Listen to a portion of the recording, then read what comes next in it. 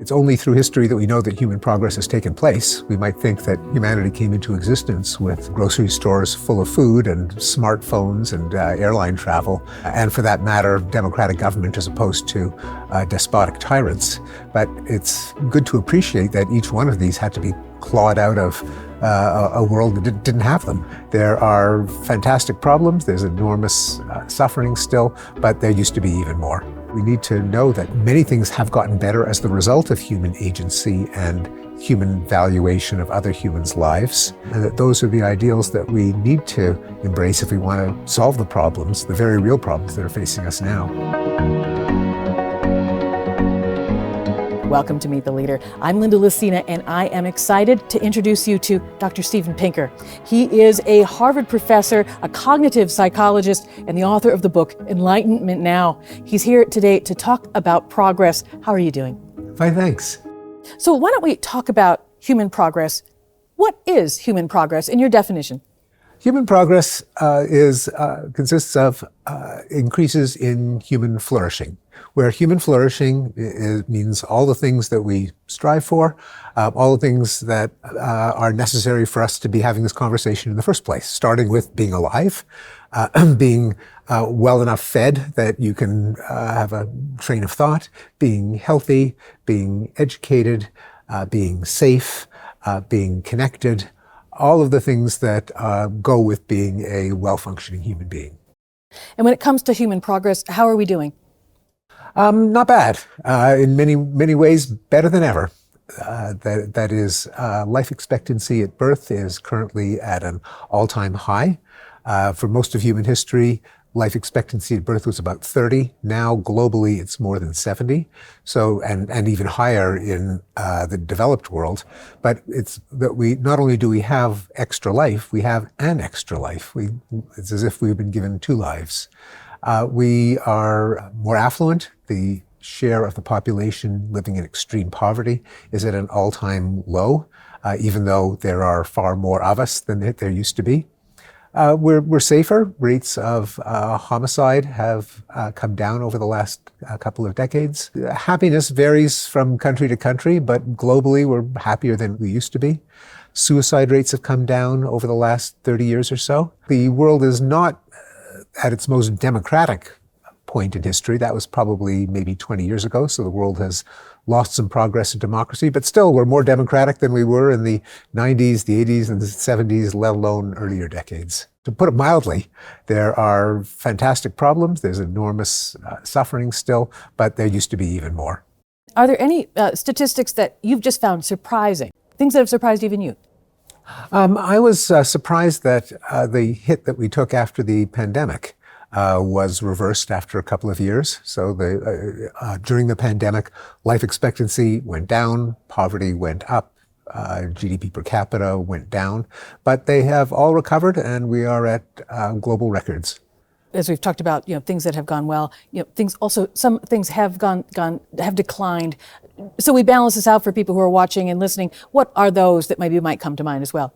Well, certainly the deaths in war, we've gone in the wrong direction for the last 3 years because of the Putin's invasion of Ukraine, because of wars in Ethiopia and Sudan and Gaza. So we have wiped out about 30 years of progress. We're back to the level of where we were in the early 90s. Still better than we were in the 50s, 60s, 70s, and 80s, to say nothing of the two world wars. But war deaths are an area in which we have definitely gone backwards in the last few years. Democracy is another area in which the world has given up some of its progress. The peak was probably in the first years of the 21st century, and we got a bit of a democratic recession. Again, not as bad as it was in the 20th century, but we've lost some ground. Women's rights, again, very close to an all-time high, but there's been some backtracking in the last few years. And you certainly wouldn't expect all measures of human well-being just to keep going up and up and up. That would be magic. That would be a miracle. There's no reason to expect progress should occur at all. The universe doesn't particularly like us, has no particular interest in our well-being. Things fall apart. New pathogens evolve. People get on each other's nerves. So it's amazing that we've enjoyed progress at all, and it is not surprising that there should be regressions. This has come up, I'm sure, before. It might be hard for some people to register and accept that things are better than ever. Why is that? Well, because there's a systematic bias in journalism to make people believe that the world is worse off than it used to be. And by that, I don't mean a political bias or an intentional bias, although there is something of a negativity bias in many journalists. They've told me this, that basically bad news is serious journalism, good news is advertising or government PR. I think this is actually a rather destructive attitude, but it's actually not the main problem with getting a picture of the world through journalism, which is just that if journalism is event-driven, it's bound to be systematically more negative than the state of the world, because anything that happens suddenly is far more likely to be bad than good, because good things take time to be built up, whereas they can be destroyed in a second. All it takes is one rampage shooter, one terrorist to deliver a big jolt of bad news. If there's a country that's been more or less successful in keeping safe, keeping crime down, the fact that there hasn't been a rampage shooting is not a headline, and so you never hear about it.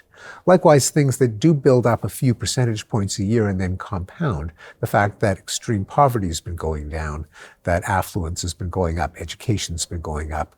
It doesn't happen all of a sudden on a Thursday morning in October, and so it doesn't generate a headline. The headlines then tend to be a non-random sample of pretty much the worst things happening in a world of 8 billion people. And there are always bad things that are happening.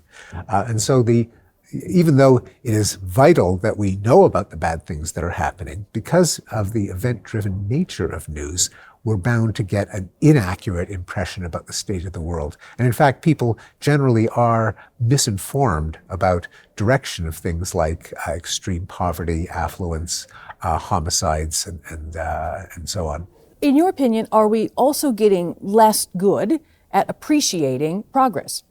I think we are. No, there is some randomness or at least variation in whether times are more or less optimistic, depending on the vision that leaders often want to promote. But I find that people tend to be oblivious to how terrible things were in past decades. I mean, there are terrible things happening now, but people forget that, say, in the 1970s, the world only had 33 democracies.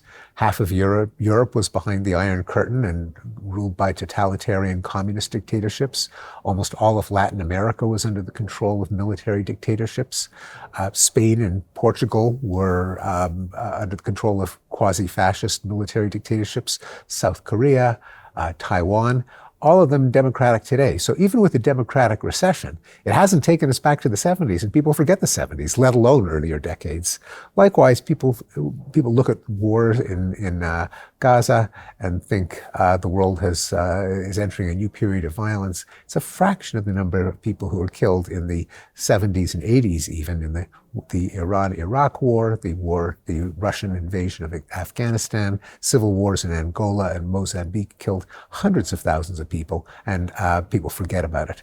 Even quality of life, people forget that when I grew up, only rich people had air conditioning, let alone private screenings of movies, affordable airline travel. Airline travel used to be a luxury. Long distance calls, that was an expensive indulgence. You would watch the seconds go by. So I find that people tend not to appreciate how much progress there is. We do tend to adapt to it. And so there's a sense in which things never do get better because people pocket the gains and don't appreciate how much effort and struggle went into attaining them. And when we think about progress, there's also a connection to freedom. Can you talk a little bit about that? What is that connection? Well, freedom, aside from just being inherently valuable, does tend to correlate with things like happiness in the World Happiness Report. Well, countries that are richer, on average, are happier. But in addition to sheer wealth, a sense of freedom is one of the main contributors to personal happiness. I mean, it's valuable almost by definition, but it's also, the data tell us that freedom is something that makes people happier. And democratic societies in general are show greater economic growth, holding constant the level that they start with, are the countries that people kind of vote for with their feet. That's where the migrants want to come to democracies. They tend to have better education, better gender equality, more safety on the streets. So democracy really is a good thing. Resources like the Human Freedom Index also talk about how freedom can lead to, more tolerance as well as income and well-being. What is also that relationship to freedom and things like tolerance? What's that connection?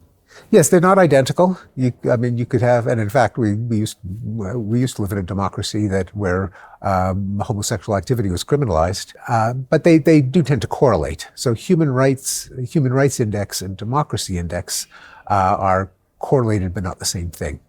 What ideas or concepts have been sort of most responsible for driving how we look at progress in the past? What are those? Certainly evaluation of science, of discovering how the world works.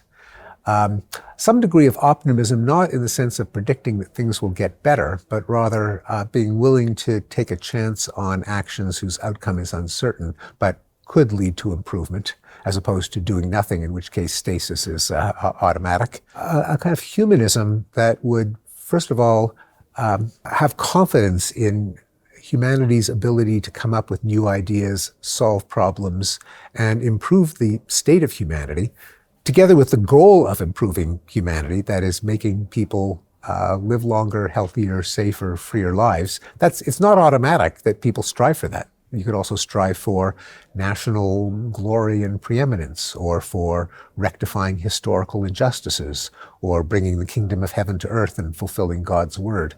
So it does depend on the idea that, kids not dying, mothers not dying in childbirth, people not starving. These are really good things that we should devote our efforts to. So there has to be the humanistic goals. There also has to be the confidence that humans, for all our flaws, our stupidities, and there are plenty of them, but we are smart enough, especially if we work in groups where we can correct each other's errors, that progress is possible, that history is not cyclical, that history is not constant. We are not kind of consigned to living the same way because that's just what God ordains, or just our fate, that improvement is a realistic possibility. How is an understanding of the Enlightenment in the 18th century, how are those ideas important to sort of understanding sort of how progress has evolved?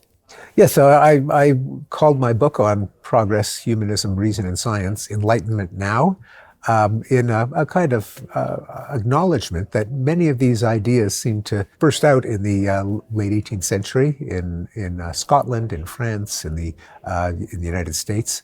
The rejection of dogma and scripture and orthodoxy and oracles and prophets as sources of truth, but rather scientific skepticism in the sense of wanting evidence for beliefs and being prepared to revise beliefs when evidence goes against them.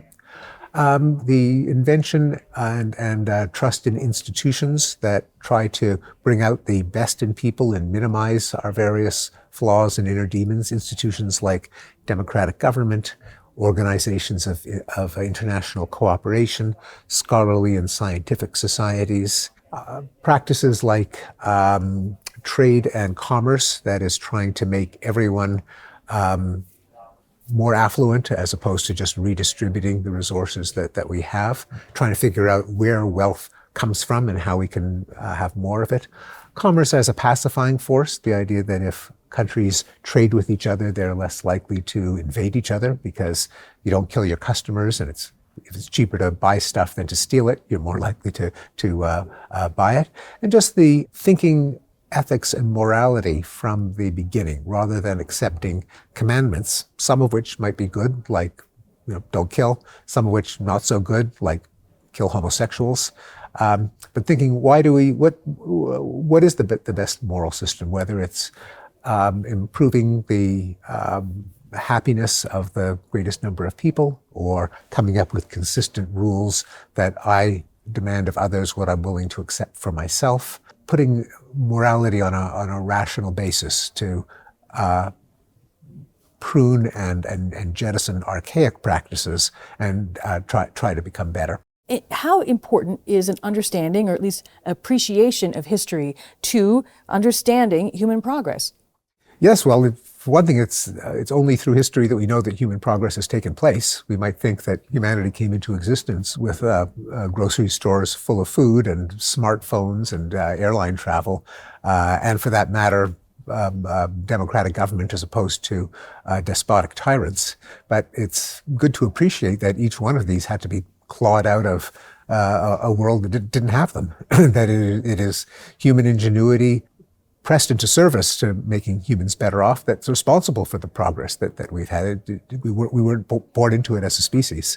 Also, an appreciation of history also allows us to try to avoid mistakes of the past, like utopian schemes where some government has absolute authority to dictate people's lives. That doesn't work out so well. Racial supremacy, national glory as the ultimate aspiration as opposed to human well-being. We can see the results of failed experiments of the past leading to world wars, depressions, genocides, famines, and try not to do those again. That would be very helpful. When we're thinking about human progress, also, and we think about the study of history, history study has been in decline. Some universities are also sort of maybe pulling these programs, and even in high schools. In some cases, most high schoolers don't even take a history class. No, that's terrifying. Yes, that's right. How can that serve as a barrier to appreciating or understanding progress? Yeah, being aware of kind of the time course of human history just sort of guarantees you'll be stupid, that you just won't understand how we got to where we are, what we ought to do, what we ought not to do. Part of the damage is self-inflicted. The academic discipline of history has become more arcane, more specialized, tends to, in fact, hate the very idea of progress. That's considered to be Whig history. And there's a kind of mindset in a lot of the humanities that that progress is a kind of a dangerous myth. Now, of course, progress is not a causal force in history. There's nothing that sweeps us ever upward. That kind of Victorian Whig history just is incorrect. Nonetheless, it's perverse to deny that we really do live longer than our ancestors, and there really were more wars in the past, and lower literacy and less travel, and all the rest. So it would be foolish to teach history in a way that just glorified the present, but it's also foolish to teach it in a way that denies what is just staring us in the face, namely progress is a real thing, and it had to have causes. But the grand sweep of history, Australopithecus to 2025, history departments tend not to introduce students to the deep history, to long-term forces. You can have historians who study France between 1760 and 1765, often in impenetrable academic jargon, and with a resistance to, in fact, sometimes a hatred of quantifying anything, testing hypotheses as to what caused what. So partly the academic discipline of history in universities has gone down various rabbit holes, making it less accessible to people who really do have a thirst for history. There were historians, Barbara Tuchman being perhaps the prototype, who made history come alive in a way that occasionally academics would kind of sneer at because it didn't have every single footnote and exception and uncertainty, but still kind of served the public well in expanding people's historical awareness. What is the risk of all these folks, well-placed folks, well-meaning folks, might not really having a real sense of where they are in time? The risks are kind of fatalism, that because we are bombarded with everything that goes wrong, and I mean, it's good that we know about the things that go wrong, that we know about threats, and then some of them quite severe, like climate change, like threat of nuclear war. But if people's awareness is simply a horror show of everything that's going wrong, and they're led to believe that the natural state of things is for everyone to be equal and rich and healthy and safe, and that any deviation from that is some kind of crime for which we have to look for the perpetrators, as opposed to thinking that history tells us that in the past, everyone was poor, everyone was illiterate, people were often fighting. We should appreciate the progress that we've made. Then the tendency of people to be fatalistic or to be cynical or just to want to tear down institutions because they think that our institutions have made things worse, I think can be pernicious. That we need to know that many things have gotten better as the result of human agency and human valuation of other humans' lives, and that those are the ideals that we need to embrace if we want to solve the problems, the very real problems that are facing us now. Leaders who are listening to this and want to make sure that they are aware of the blind spots that can come from this, what are maybe tangible either things they can do or questions they should ask themselves as a gut check to either guard against overhype or recency bias or any of this stuff? What can they do to sort of make sure that they're sort of understanding their moment in time? Yes, well, it's a natural inclination among politicians, especially people out of power, to, of course, criticize the incumbents.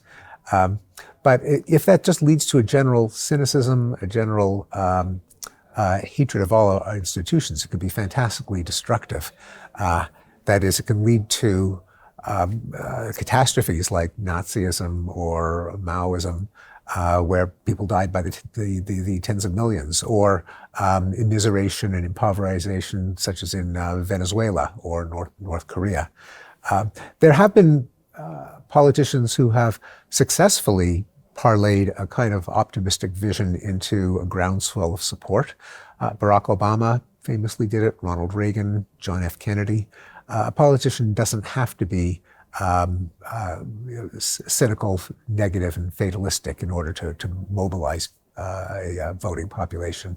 You're a cognitive psychologist. Are there either strategies or techniques that people can use to sort of guard against faulty assumptions or phantom worries or things like that that maybe business leaders could put into practice?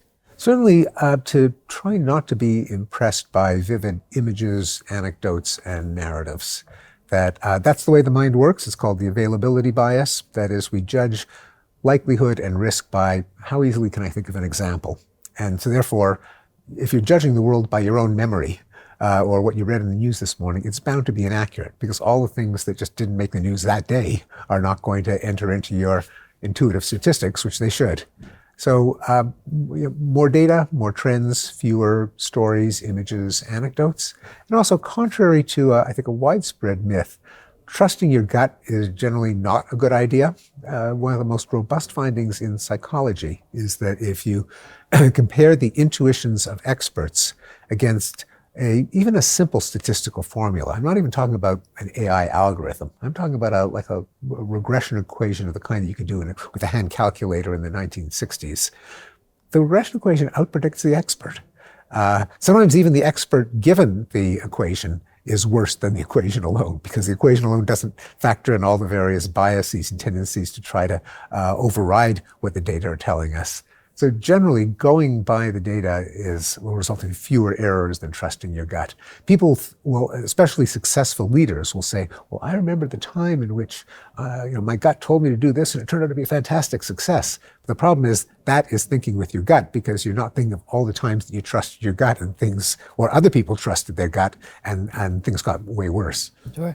As an academic and a writer, how do you counter assumptions that you might make, or make sure that you're being skeptical so that you're finding the right answer? What are things that you do? Well, it's a constant danger. As the famous scientist Richard Feynman said, the first thing in science is to not fool yourself, because you are the easiest person to fool. And so that's why we have things like peer review, empirical testing. Even then, people try to spin doctor their data to verify their own hypotheses. So being aware of that in oneself is a first step, but also not having absolute control to dictate the narrative, but having to pass muster with your peers, or even people who aren't your peers, having the burden of proof to show why what you're saying ought to be believed. is the cardinal rule. We have a Future of Jobs report that talks about leadership soft skills and how important they're going to be as AI comes up, because we're going to be needing to have more distributed leadership, not a command and control type of thing. And so with that, analysis is going to be really, really important. That was one of the soft skills that was sort of put up. If I'm a leader listening to this, how can I shore up that skill, that analysis skill in your mind? What's the number one thing they could do? The reason that leadership is so hard is that there is no algorithm that covers all the cases. There is the wisdom of knowing how to canvass a range of opinion, because you don't know everything. There's bound to be other people, especially closer to the ground and to day-to-day realities, whose input is going to be crucial. On the other hand, at the end of the day, with all of the conflicting signals, someone's got to be on the hook to make the decision. And and of course the key to leadership is to accept the consequences of what are inevitably fallible judgment calls, while taking in as much relevant information from the people who are in a best situation to know it are. What has inspired you to study this topic? Really, in my own career, a kind of pleasant surprise that even though I have documented human progress and what many people take to be an optimistic view of our prospect as a species, I've also spent a lot of my career arguing that there is such a thing as human nature, and that human nature encompasses some rather ugly motives like vengeance and dominance and sadism and greed, and that these aren't going away. We're not blank slates. We can't be reprogrammed. And in one of my books, The Blank Slate, just to reinforce the idea this isn't necessarily a fatalistic, pessimistic view, the idea that there is such a thing as human nature, I noted a couple of obvious historical sequences in which we really did make things better. We abolished slavery. The Soviet Empire collapsed more or less peacefully. We have lower rates of homicide than our medieval ancestors did. And when I reiterated this in a blog post, experts in various subjects from across the world said, you could have even added to your list of declines of violence. Did you know that the rate of death in war has come way down in the last 60 years? Someone else said, did you know that rates of sexual assault have come down? Someone else said, child abuse has come down. Someone else said, it's not just in England where homicide rates have come down, but also Switzerland and Germany and Italy and Netherlands. And I was sitting on all of these data from people who didn't know each other, all of which seemed to be pointing in the same direction. Violence was going down. And at that point I thought, gee, no one knows about this. You wouldn't appreciate it reading the news. It's only the graphs that show you how much progress we've made. I'm in a unique situation to kind of put it all together, and as a psychologist, to deal with two challenges. One of them is, why were our ancestors so violent? Why is there in all societies homicide and rape and assault and child abuse? But on the other, how do we manage to bring the numbers down? What are the better angels of our nature, as Abraham Lincoln put it, that allowed us to make progress? And human history is determined by the outcome of the tension between our better angels and our inner demons. Is there a book you recommend? David Deutsch's The Beginning of Infinity, for me, was an inspiration. He's a physicist. He's an expert in quantum computing, among other things. But it's a rational grounding of the very idea of progress. How can it be possible? And I think perhaps more than anyone, he's thought through what it is about just the nature of ideas and the nature of reality that make progress possible. What keeps you up at night? A resurgence of militant nationalism, an eroding of the norm of avoidance of war, absence of conquest, what we've seen threatened by Putin's invasion of Ukraine. I think the world was very well served by the taboo against trying to change borders by force. Likewise, the nuclear taboo, the idea that the nuclear weapons are just an unthinkable Armageddon and we just don't go there. The fact that Putin has mused aloud about using tactical nuclear weapons. Whether we'll deal with climate change, I think it's quite possible that we will, but it's also possible that we won't. There could be tipping points. I think those would be the two of the big ones. Yeah. And what gives you hope? The better angels of our nature. The fact that humans are a clever species. We have cognitive processes that can recombine ideas in an unlimited number of combinations.